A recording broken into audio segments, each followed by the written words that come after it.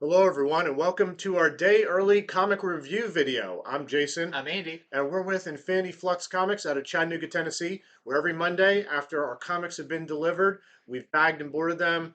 We divide them up and we read the ones that we most are looking forward to, the ones that we think most people want to hear about, and we do what we consider our spoiler light review show. So basically, we're going to tell you why you might want these comics. We're going to tell you about first appearances, sort of major events that make them collectible.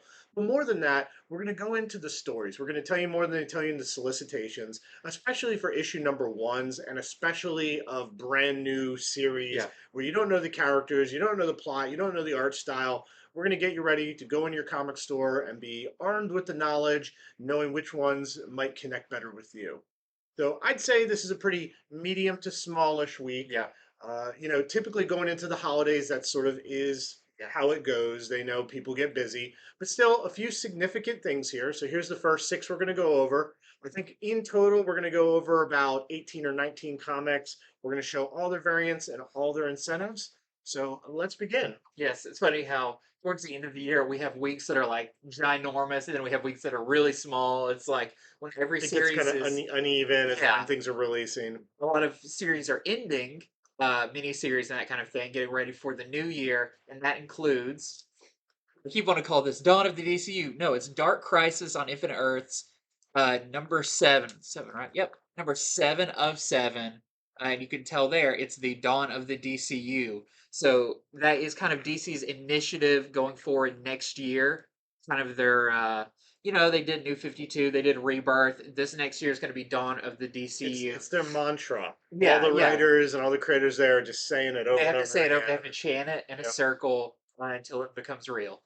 So this is really cool. I've enjoyed Dark Crisis through its entire thing. I thought a lot of the tie-ins were really good.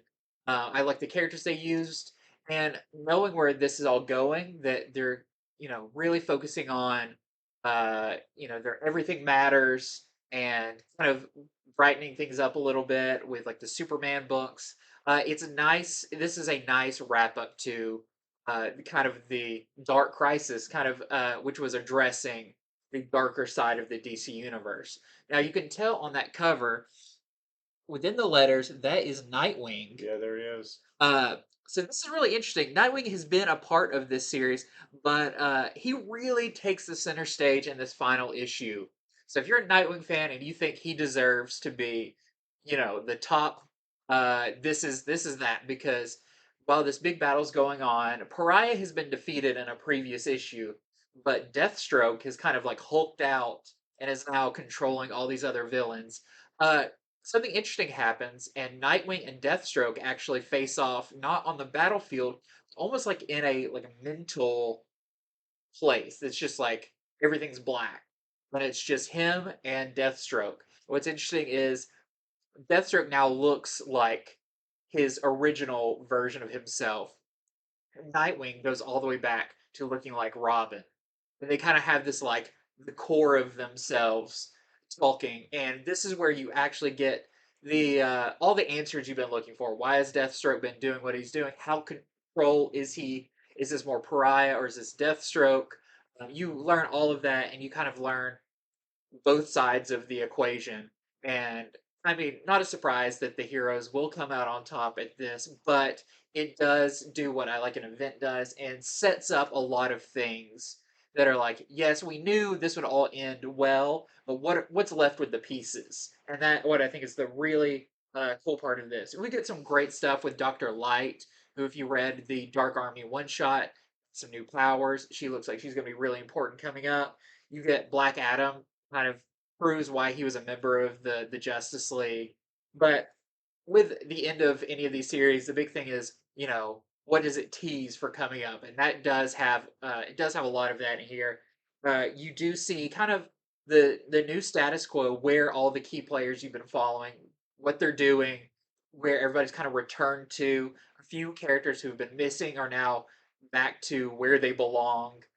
So that's really cool. But there is an epilogue that I wanted to touch on without giving it away. But it does seem like it's setting up possibly an event for next year that I haven't heard anything about. That you'll have to read it to see it. I don't want to spoil it. but it does involve potentially three new characters. So this is potential first appearances until I'm told otherwise by people who are smarter than me. Cameo or first appearance? Say cameo, but it is clear. You know, it's you see them, you see, especially with one of them, you know, who they may be related to or something like that. But you'll have to read it to find out. But if you are looking for cameos and first appearances, that kind of thing, this does have some interesting ones. And if you've been reading this event, I think you'll be happy with how this ties up everything. So that is Dark Crisis number 7 of 7, the final issue. And then we have so here's an interesting variant. This is the, I believe, the Musafara variant with that really cool amalgamation of Superman and Batman. Uh, I will say he does not appear in this, or you'll have to read it to find out. I feel like there is a reason why there is a variant cover with him on it, but this, as he looks right here, does not appear. So take that, dissect it as you will, but it is a really cool variant. And then we also have a 1 in 25 Churchill variant that we're selling to our customers for $15. Shazam, facing off against Pariah. Very cool. Okay, so you just talked about the DC's Dark Crisis. Well, Marvel's got some dark events Yeah. too, because I'm going to talk about Black Cat and Mary Jane #1, which I was really excited about because it's by one of my favorite writers in Marvel, Jed MacKay. But this is a dark web tie-in. I don't think the rest of this 5 issue miniseries is going to be much of a tie-in, though. I feel like this one, it was a good launch point for them to tie it in.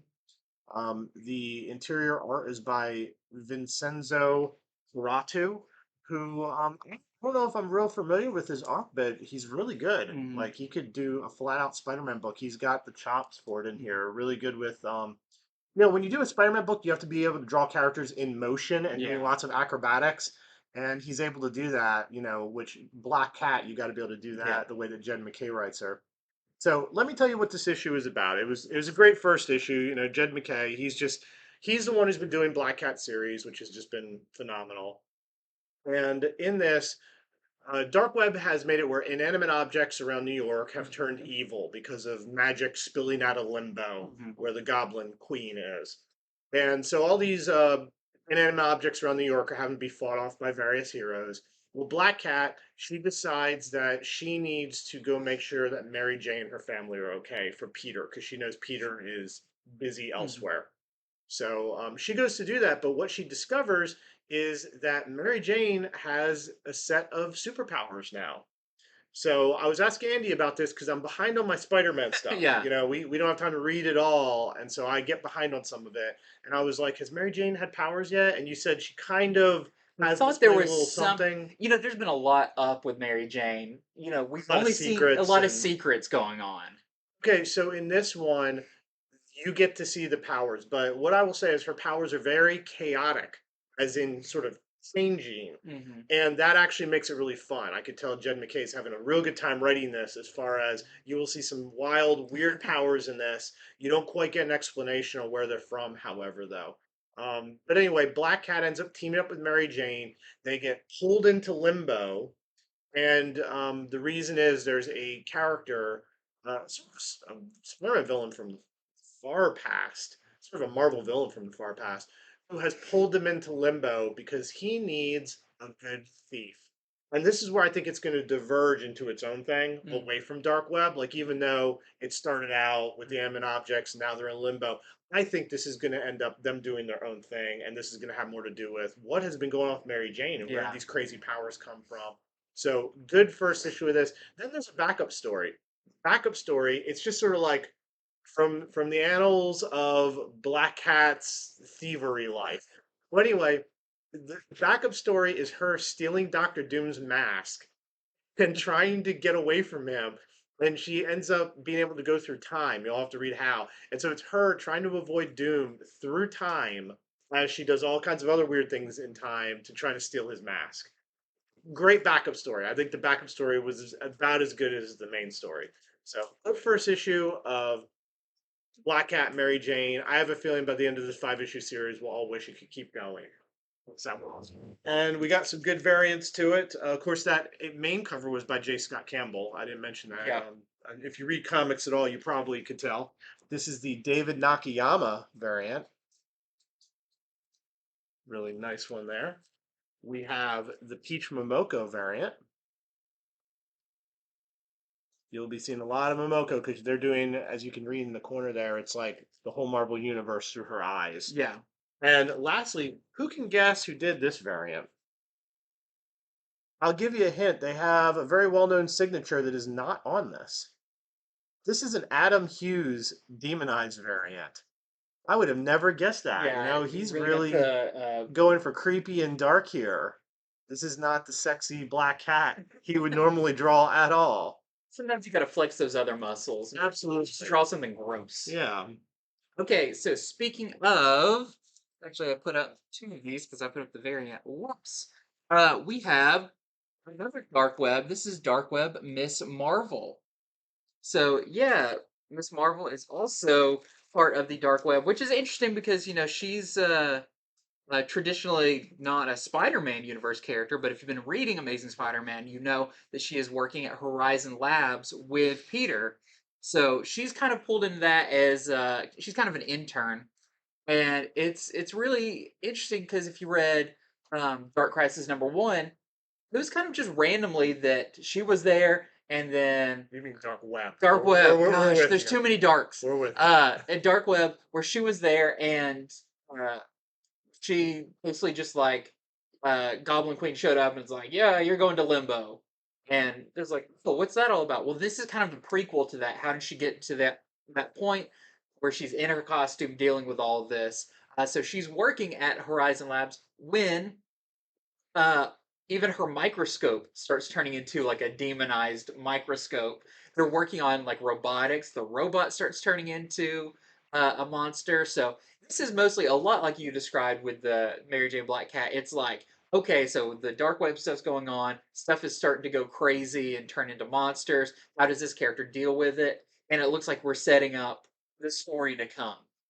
Just like with all of these, because this ends where the dark web story for Miss Marvel began. She's now in limbo. So if you want to see how she gets there, this is going to be a two-issue mini series tying in with Dark Web. I'm excited to see what happens in the next one. At the beginning of all this, we're all getting everybody into limbo, and I think that's where a lot of the fun is going to take place, is while they're in there. You also see a returning villain of Miss Marvel that you haven't seen. It was probably her first big villain she faced off against in her original series, but she comes this time with some more characters behind them that you'll have to check out. Maybe first appearances, I'm not sure, but I would have to look into that. So we have our A cover here. Very cool. And then we have the variant. All right, so I read Nightwing issue number 99. So this is the issue right before the big issue 100 will be coming out. This one's really cool. So this sort of mostly ends the fallout once Blockbuster has been taken down. Blockbuster was the main criminal element over Bloodhaven, and when he left, that created sort of this vacuum element.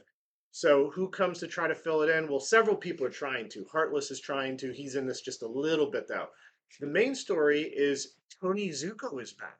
That's Melinda Zuko's father, at least the man she thought was her father originally. As we've learned way issues back, it was actually Nightwing's father who is her true father. Mm. So, anyhow, Tony Zuko's back, and he has an offer for Melinda where he basically tells her, "Hey, uh, join me. Let's take over this city." Will he be able to convince her or not? You will have to read it. There's a lot of people vying for the city right now. There is. And one thing that's really cool about this issue, there is a new location in Bloodhaven. It's on the outskirts. It's a place called The Hold. Okay, this is a new place. I've never heard of it. It's really cool, very mysterious. It's sort of like a bank for criminals or people who really want to keep things hidden. Hmm. And so, what is in this hold that Tony Zuko is after, and what else might be in it that could possibly even relate to Nightwing. So that's one of my favorite sort of mysteries. It's not necessarily resolved this issue. It's sort of started, and I can't wait to see where it's going to go. I hope issue 100 we get to find out what the ending of that is. Let's see, was there anything else in this issue? Oh yeah, and then there's two old Nightwing villains that are back, two acrobatic villains. And there's a really good fight. You know, when you have Nightwing, he's flipping around. He's such a great acrobat. Well, how about him against two other acrobats? You get a two-page spread battle, Hmm. of That'd be what's going cool. on. And Bruno Redondo loves doing Yeah. that, showing time through motion Yeah. through multiple pages. So I'm sure he had a great time with that. Anyway, another excellent issue in Nightwing. I mean, I kind of know why with the new Dawn of DC, they're going, hey, maybe Nightwing's the center of it.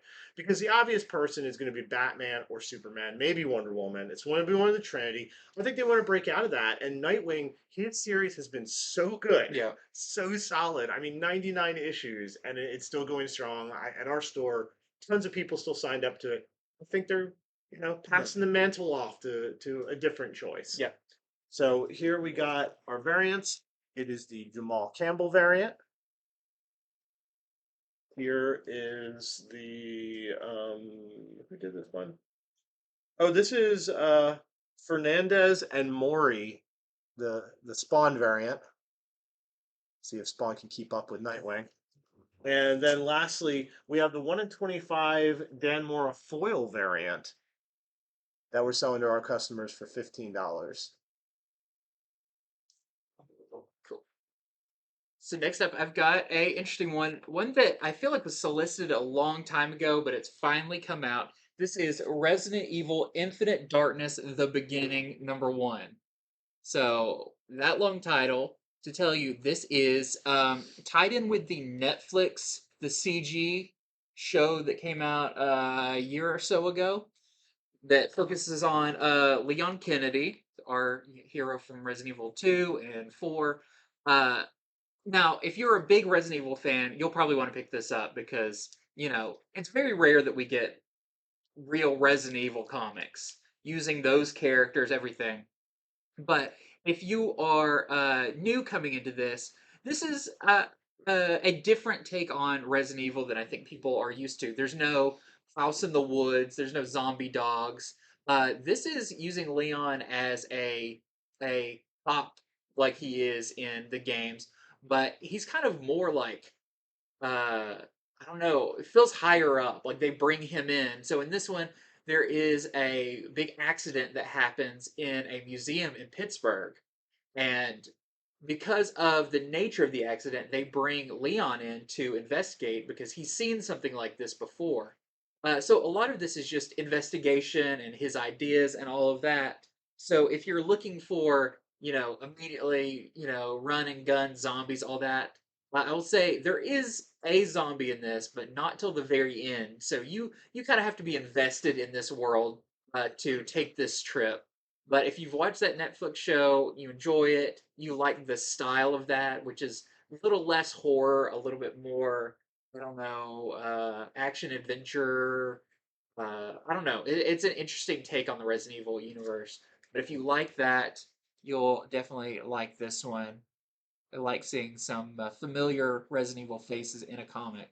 Yeah, if you played the games, people who you've spent a lot of time with already. Yeah, yeah, that's what always makes it nice, getting to see those old favorites. But just the one cover for this one, and I'm not sure how many issues this is going to be. I think it's only a few issues long, but this is definitely a setup issue. All right, so I read the second issue of I Hate Fairyland. This is the second issue of the second volume of this, where Gert is now grown up. She went back to the real world, as we saw in issue number one.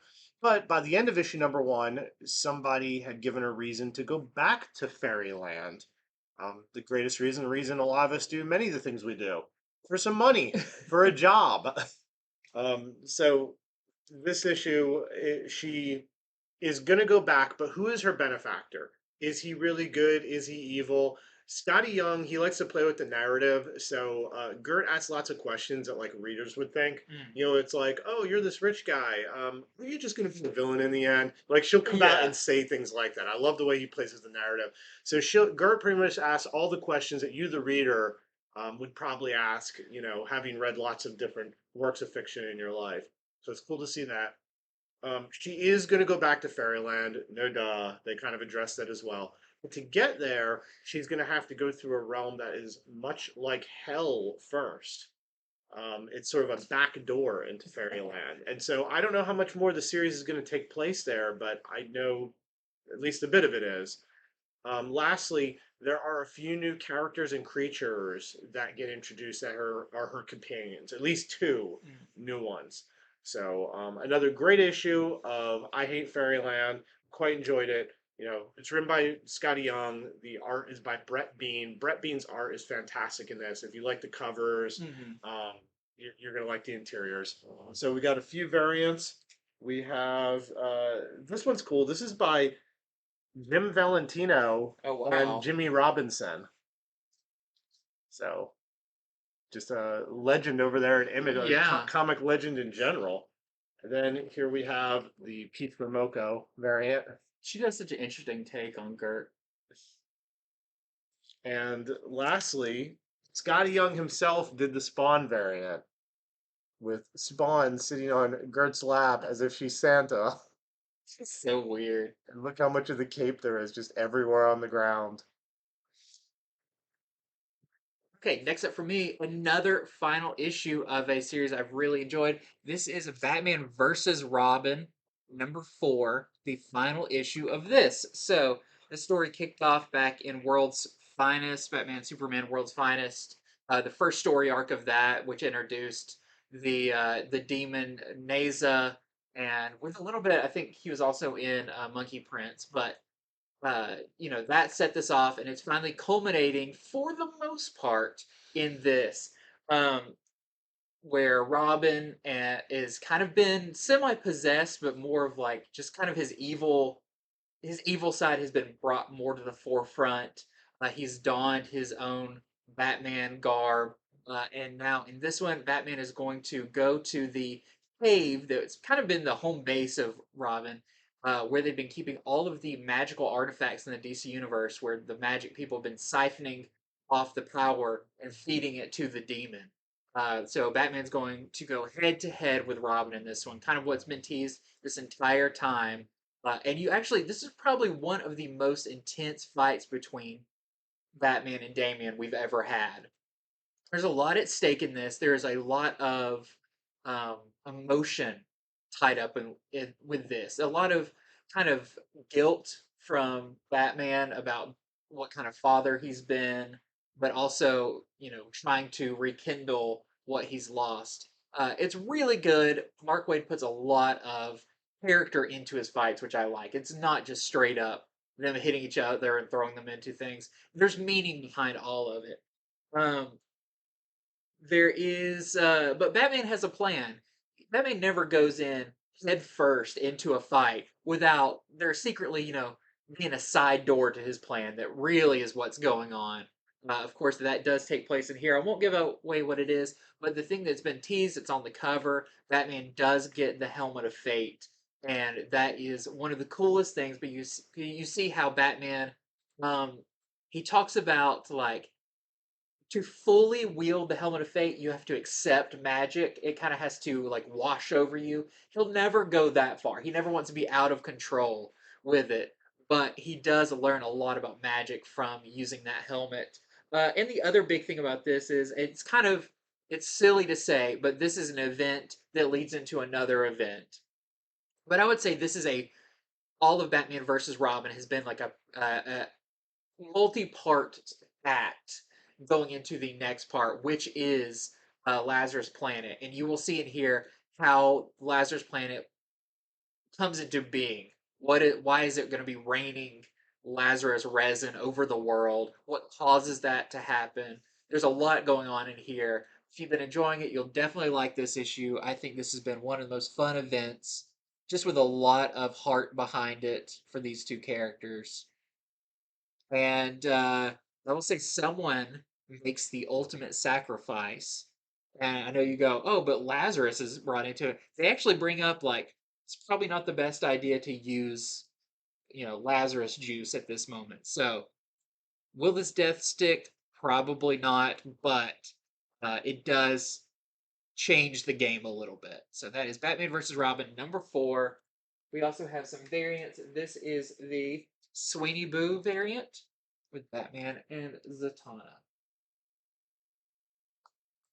Okay, so I read Black Panther #12, another one with a great Alex Ross cover. So this is by John Ridley with art by Guillermin Peralta. And so last issue, Black Panther learned who was the person in the shadows who has been creating all this chaos that caused his whole spy network to fall apart. Well, he had to cancel the spy network because one of his main friends and spies was murdered.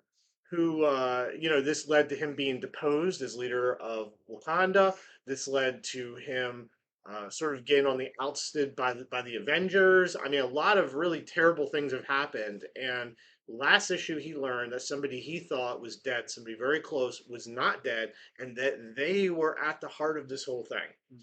This issue, we get a discussion between them that leads to a battle that does not go well for him at all. It's pretty brutal. As to why this person did this, and it's interesting. It's not necessarily usually the villains. They have directly opposing viewpoints than the hero. This is more of a person who's like, I'm trying to do what you're doing. I'm just going to do it a lot better and faster. Didn't I do good? Pet me on the head now. And it does not go that way at all. So where this leads is T'Challa actually has to go and travel the world. He has to go to Krakoa. He has to go to, the X-Men Krakoa, the Avengers. He has to go to everyone who we've seen throughout this series. He has to come clean with them about all the spying he's been doing, all the terrible things he had set up. They're He was already doing not it. too happy with him. Yeah, he has to come even more clean because he's got to put together a team to try to stop this person. So good issue, a lot of good dialogue, some pretty severe parts as well. So I like it. If you've been enjoying Black Panther, another good issue. Does it feel And like the penultimate issue of that story arc? um, Because it feels like that. it does kind of feel that way Yeah. that you mention it. Yeah. I'll also say for those of you who wonder about Tozen, Tozen is in this. He is one of the people that T'Challa has to go to be like, look, I know we think really different. I need you as an ally. I know you don't agree with what I did. I need you on this team to try to stop this person. So it looks like Tozen is sort of joining that team, and we'll be finally seeing more Tozen in this book. Years in the making. Yes. Okay, so variants. Alex Ross did another variant, Very cool. or he did a variant for this. He did the main cover as well. And then we got the Pete Momoko variant. That one's cool. Sorry, Fly. Next up for me is X-Men Annual, #1. It's a 2022 annual for X-Men. And interesting on the cover, initially I was like, oh, it's Cyclops and Jean. No, it's Cyclops and Firestar. So Firestar is a character I really like because I used to watch the Spider-Man: The Amazing Friends. Spider-Man and His Amazing Friends. Yeah. And she's interesting because she's a mutant, but she doesn't really hang out with the typical X family. She's kind of her own thing. I'm not even sure I knew she was a mutant. I I believe you. I believe but she's a no, mutant because I she's didn't brought know that. into this team and everything. Okay. But yeah, I would have to go back to look for sure to see her origins. Everything I know about her mostly comes from that show. But so this is cool because she was actually selected back when they had the last Hellfire Gala to be on this new team of X-Men, and she's kind of the last person that thought she would get picked to join this. She's never, been on a traditional X-Men team, and this is her kind of. We're seeing the X-Men through her eyes, which I think is really cool, being an outsider. Um, so they basically are having a meeting, all the X-Men, and they're presenting, here's all the possible things we need to take care of. we've got Mojo. Looks like he's got zombie baby versions of all of us attacking something. Oh, but ew. Yeah, exactly. We have Beast attacking somewhere. We have Harrower. We have all these things, and they're like, oh, and by the way, there's also like this hospital in Florida that didn't get their Krakoan meds, but we can wait on that or whatever. And Firestar's like, no, actually, we're here to be kind of the PR team of all mutant kind. I think that's actually way more important than you think it is. And so the team kind of splits up, and her and Cyclops go to Florida, which they don't realize it's in the middle of a tropical storm, much as Florida They don't is. check the weather. No, the X Men don't. I don't think about anything outside of their island. Like we hang out with Storm. She is the weather. Yeah, exactly. Uh, they go there and realize that not only the meds were actually delivered. The problem is once they were delivered, the people who went to go kind of get them and bring them in were attacked. So this is a story of Firestar and Cyclops figuring out.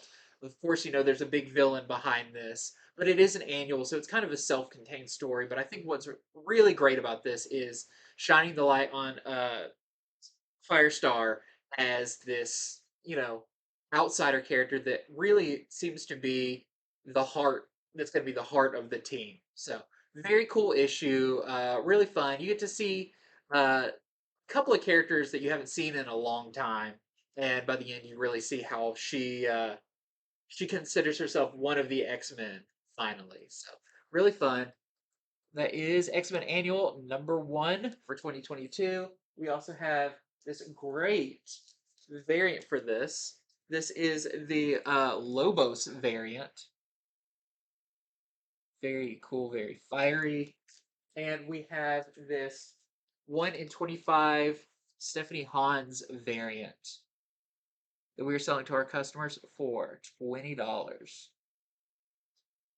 All right, so I read the latest issue of Something is Killing the Children, issue number 27. So I have to say, this series, it seems to like be slowing just a bit. Mm. Like there's always one real wow moment in every issue, but past that, like I'm really surprised that the Gabby plot is still going. Mm. Like they're still literally at Gabby's house, and Erica's like, "We need to leave," and I'm like, "I thought y'all were gonna leave together like 3 issues ago." Like I like this new character. I'm really interested, but like they just keep finding reasons to hang out. It's real. I'm just really surprised to say they are still doing that. So, Erica is still trying to protect Gabby as the character Cutter is getting closer, and that's another thing. So that character Cutter, who's from the other family, who's been hired to bring down Erica, she's been on her way for several issues. And I'm really interested. The art is as it's ever been, but like okay, like let's have these things pop off. I will say, so the wow moment this issue, the cool moment, there is a monster in it who shapeshifts, and it shapeshifts into a scary version of a character we know very well. Hmm. That's sort of the end, like, uh-oh, what's going to happen here? Now they look like this person, but they're a monster. So, pretty cool ending to it. But at the same time, I really hope that Eric and Gabby finally hit the road, uh, and that Cutter finally arrives. So, here are the variants. We've got the Mora holofoil variant. Look at this. We haven't seen anything like that in you know, I don't It, think recently, you a know, hollow foil. and I can see what it's looking like on the camera. Yeah.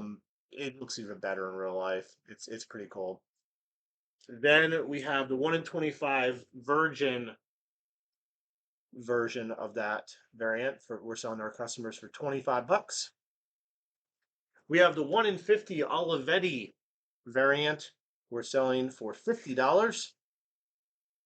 And we have the 1 per store virgin variant of the main cover, the main Deladera cover, we're selling to our customers for $20. Next up, I've got a big landmark book. This is Catwoman #50. So Catwoman has hit 50 issues. It's interesting though. This is not like the end of a story arc or beginning of a story. This is actually part 3 in the current story arc that's going on. that is pretty much leading to a Catwoman punchline throwdown. And I'll say they did save that big fight for issue number 50, which I'm very appreciative. I remember when you read, I don't remember if it was Punchline or Catwoman, where you're like, oh, it seems like so close. Like Punchline's on the cover, but they don't fight. Yeah. This actually leads to that. So this is really cool because it's all been leading to Catwoman and her team are basically planning on going into Ace Chemicals, where Punchline is set up to take her out. And Catwoman's put together a pretty decent team, but she may need some backup. And who walks through the door but Batman himself, saying, I think you may need some backup. But Catwoman's, she's like, hey, I've been doing this without you for a while. I might not need you for this. You have to read it to see. But there's a lot of really good Batman Catwoman relationship stuff in here, especially at the end. Some big things happen between them. Um, the other big thing is we do know from upcoming issues that a new character will take on the mantle of Catwoman. That does not happen in this, but you see how it's going to happen. Um, and the other big thing is one of Catwoman's uh, people she's working with that are on her team, Dario, who's kind of the tech guy, is actually going to be going out into the field, and he dons a new mantle as Tomcat. And they actually do a pretty good job. You get a full page picture of him in his suit, and then you get two more pages where he and another character take out some thugs, and he basically gets a pat on the back and welcome to the team, Tomcat. So if you're looking for, it's not that character's first appearance. It's not the Bruce Wayne first appearance. It's the Batman first appearance type thing. It's Right. it's him in his garb, but it seems like a character that's going to be in it going forward quite a bit. Like I said, you do get that big Catwoman punchline fight that is very cool, and I'll say by the end of it, uh, Catwoman does something that to Bruce Wayne it might be unforgivable. You'll have to read it to find out, but it looks like it's about to take a big dark turn in Catwoman's life going forward. So really, really good issue 50 of Catwoman. We've also got a little bit more variants than usual considering it is a landmark issue. We have the Zerdy kind of Christmas variant under the mistletoe.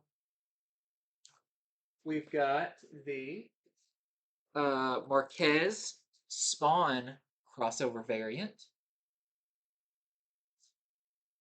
And then we have this great Suzumaka variant as well with what looks like the Catwoman from the Batman '89 movie because of all the stitching. So, She's got a diamond in her mouth. which you asked first, is that does she have a penny in her mouth? Yeah, I saw from a distance. I was like, "Is that a coin? Is that a penny?" Yeah, it's when Catwoman goes broke. She no longer can have diamonds in her mouth. She just has like a roll of pennies. She swashes around. Okay, so I read Flash issue number 789. This is the end of the current arc they're on, where basically the Rogues have been deputized by the new mayor to bring in the Flash. So, last issue, Flash was attacked by the Rogues, and he was kind of saved by the Pied Piper. This issue, Pied Piper catches up with Wally and his family. Like he literally like goes home and kind of catches up with the family. Meanwhile, Wally has a plan to confront the new mayor to find out why are you sending the Rogues after me. And through this confrontation, battles happen, and we do learn why the mayor has done this, why he wants to bring Flash down. And I will say, I couldn't have guessed it. Hmm. I don't think anybody reading this is going to go, "Oh, I know why," but it's also a pretty interesting and satisfying answer. That's what I'll say. I was like, "Oh, that's pretty cool." And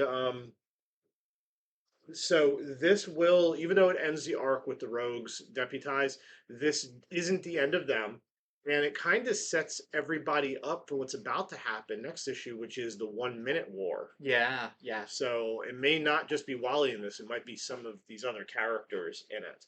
So another good issue of Flash, is, of course, is by the usual team of Jeremy Adams doing the writing, with Fernando Sarin doing the art. And there is a variant for it. We ran out of it already. They do the pull on our DC before we get to do the show.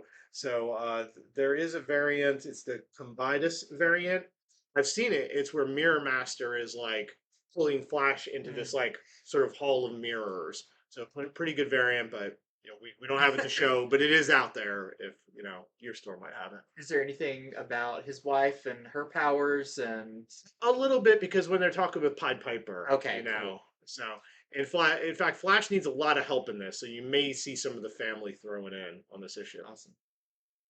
Okay, next up for me is issue 2 of Gold Goblin. This is a Dark Web tie-in, not Dark Crisis, Dark Web, if I can keep my darks right.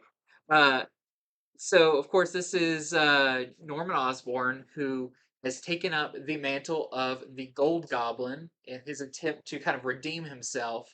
But that's going to be harder than probably anybody thinks because in this, he's actually confronted by Queen Goblin. Not it's very confusing because there is Goblin Queen in Dark Web, but this is Queen Goblin, who is first appeared in the Beyond storyline of Amazing Spider-Man, and is revealed to Norman that she exists because of uh, she's made up of his sins that were taken out of him. He basically says, did you ever wonder where those went? Well, that is what was used to create her. And so I feel like it's really setting them up as actually being kind of arch enemies. That's what it They're sounds kind of like. two sides of the same coin. Uh, one can't exist without the other type thing, which I think is a super compelling. Like, how do you keep Gold Goblin going? Well, you give him kind of a reason to keep fighting. I think that's really cool in this. But it is also explores that Norman is haunted by kind of sins of his past, still kind of ghosts of those things. One that is really dark. It even calls out uh, in like a little editor's note at the bottom, like, "Hey, blame this other writer for this. We didn't do this. Someone else did this. We're just doing a callback to it." Uh, really good issue. Christopher Cantwell, I think, has a really interesting take on Norman, especially this kind of Norman that is still struggling to find his place now that he's not a villain. Uh, Even though this does say dark web tie-in, there is a little bit of that, but this is still mostly its own thing, just going on during that event. So, if you like the first one, you'll definitely like this one. Really interesting issue, and really setting up Norman as I can see a longer path for him, other than immediately turning him back into Green Goblin after this is over. So that is our A cover. We have our Bowling variant, which is very cool. You see them squaring off there. And we have our window shades variant, but this time Norman's creeping around the corner. Okay, so I read Strange issue number 9. This is another one by Jed McKay with art by Juan Ferreira. So on the cover we have Clea and we have Stephen Strange. Of course, Doctor Strange is not technically alive. He was revealed he's the Harvestman. He is the Sorcerer Supreme working for Death. And so, even though this explores their relationship more, they have the big problem that they can't touch. If they touch, something very terrible is going to happen. So instead, the two of them are combining forces to go up against the Blasphemy Cartel. It was revealed in previous issues the Blasphemy Cartel is actually ex members of WAND, which it was the magical end of Shield Mhm. before Shield was like, "Hey, you guys are kind of evil. You're done." And so now they've become the Blasphemy Cartel, and they've been sort of the main antagonists of this series. So Clea and Steven are going to go after the base this issue. Their base looks a lot like Emerald City. It's all made of like emerald and stuff. And I'll tell you, Clea is very, very powerful. This series has never made her out to be weak. I don't know if anybody's even come close to beating her. She's just been beating everybody down. So her and Stephen Strange together going against the Blasphemy Cartel, it doesn't seem like they have much of a shot, except that it's sort of final panels revelation that the Blacksburg cartel, they have a secret weapon, a certain uh, very powerful deceased hero who is working on their side. You'll have to read it to find out who. So that's what's going on in Strange number 9. And again, this is another one that it has a variant, but we ran out of it already. The variant was by Chiarello, and it basically has Clea on it. She's doing like magical symbols with her hands. So Yeah. if you're into variants, look for that one wherever you shop. And next we have another Mark Waid. This is Batman Superman World's Finest number 10. And I really love how this series started out and led into Batman versus Robin. But with the second story arc, you've got your own story that does not tie in with that at all. And I think that's kind of refreshing. You get these two books that are very similar. I mean, same artists and everything, but we've been exploring this Boy Thunder storyline where Superman kind of has his own sidekick now, Boy Thunder, and in the last issue, he has been taken by the Joker. And of course, uh, Joker has some horrible schemes because he kind of thinks he wants a sidekick, and he thinks this powerful boy could be that. He's also using him to maybe find out some secrets about Batman and Superman, maybe who they really are. And he's working with the Key, who can kind of make doorways to other things. But on the Key discovering that Boy Thunder's actually from another universe, thinks, "Oh, this might be my ticket to being able to open up the multiverse for himself for his own gain." So that is basically what this one's about. But I will say, um, the biggest mystery behind Boy Thunder is revealed at the end of this. What and who is Boy Thunder? I know we've gotten kind of his origin story and everything, but there's still another missing piece that we didn't know, and that is him a few years from now. And you'll have to read it to find out. But for longtime DC fans, may be a little recognizable. So this has been a fantastic series. I can't wait to read the next one because now we're really getting into uh, the meat of this Boy Thunder story and what does that mean going forward. So that is Batman Superman World's Finest number 10. We also have this Dan Schoening variant that looks like you have your movie universes Batman and Superman. It's because that looks like Jack Nicholson. Yep, for sure. That's Nicholson Joker. Yeah, so very cool there. And The cheeks. yep, Cheek. and the long-awaited, much talked about, hidden. But we finally have the Dan Mora Christmas cover with Sir Paul McCartney. That is right. Not, I guess, not the first comic appearance of Paul McCartney because I think there was a Beatles comic, but it's really fun. I like that they did this, so check that one out. Okay, so I read Berserker number 11. So this is the penultimate issue. This series ends at issue number 12. Um, so this, of course, is by Matt Kint with Keanu Reeves. The two of them are writing this. The interior art is by Ron Garney. So, in what it's been leading up to is our main character B, he's been immortal, but he doesn't want to be. Yeah. And Army's been trying to learn his secrets. Well, lately in the past few issues, him and his psychiatrist Diane, they end up, it's hard to explain, but basically they end up sort of fusing, and something happens where in this issue he may be cured, meaning he might be mortal finally. But the problem is that it looks like they've created another Berserker. Oh no. That person really needs to be stopped. So right as he needs to be stopped, the very person who could do it might finally have been cured and lost his powers. And so I don't know how it's all going to end, but that's sort of what's going on in Berserker number 11. Also, at the end, it has sort of a column where Matkin and Keanu just sort of talk to the readers, which is really nice. And they say that the last issue is coming out in March, and that They're not certain yet, but it may end with a double issue. Okay. So I think that's cool. It's really neat with the when the creators, add in a little extra Yeah. at the end there.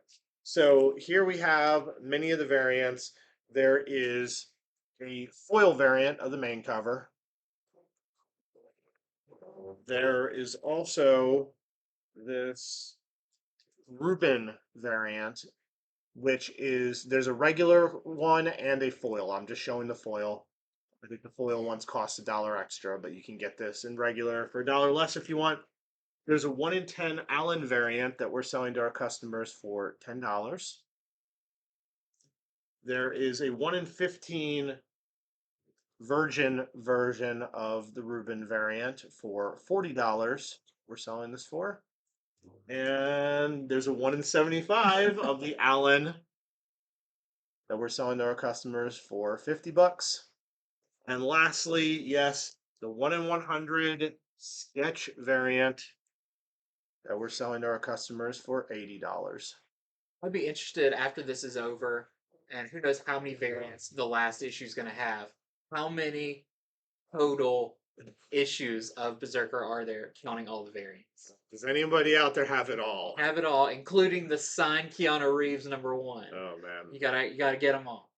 Okay, so next up, I've got our next issue of Harley Quinn, the animated series, Legion of Bats #3.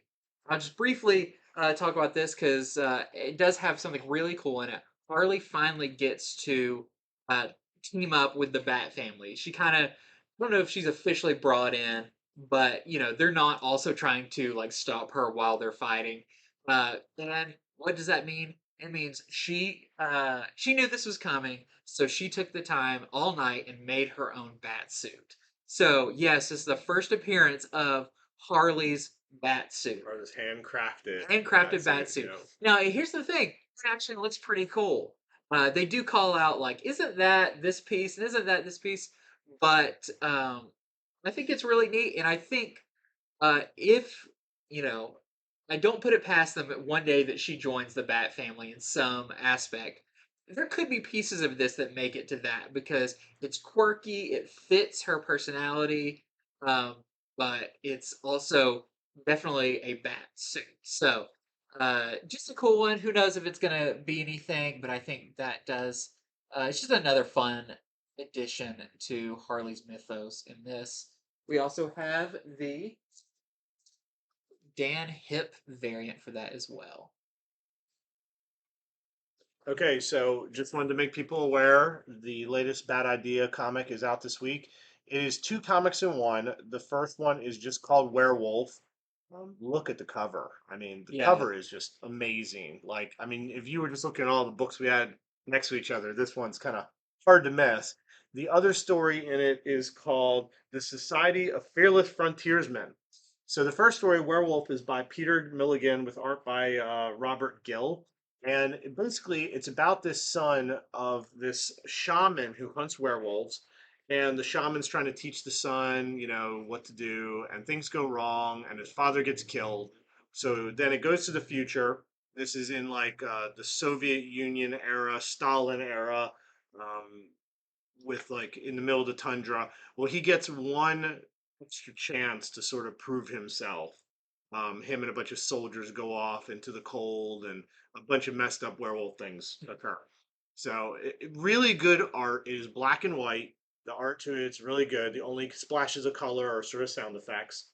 I did find one part I showed Andy where the editor messed something up. He wrote some editor notes they forgot to take out. yeah. Read it for yourself if you can get this book and see, was this intentional or was this something There's they no way. missed? This is a total mistake. The second story, though, is called The Society of Fearless Frontiersmen. This is a much smaller story. This is by Robert Vendetti with art by Thomas Giarello, and then later art by Robert Gill, the artist from the past one. This is more like a humor story, I think, because it's like a League of Extraordinary Gentlemen cast. They start breaking the fourth wall and talking about the way the writer should be writing them and treating them. Pretty amusing. But then they find a way to get into the other story. So then it goes from color to black and white, and they're in the werewolf story, and you'll just have to see what happens. So, I mean, if you want your comics to be wild and strange and all that, obviously bad idea. They're going to do that. It's more amusing than some of their marketing gimmicks. I'll say that. So, just want everybody to know that is out at whatever store you go to if they carry it. And I've got, lastly, for the main ones I'm going over, Stargirl, The Lost Children, #2 of this miniseries. This one is really fun.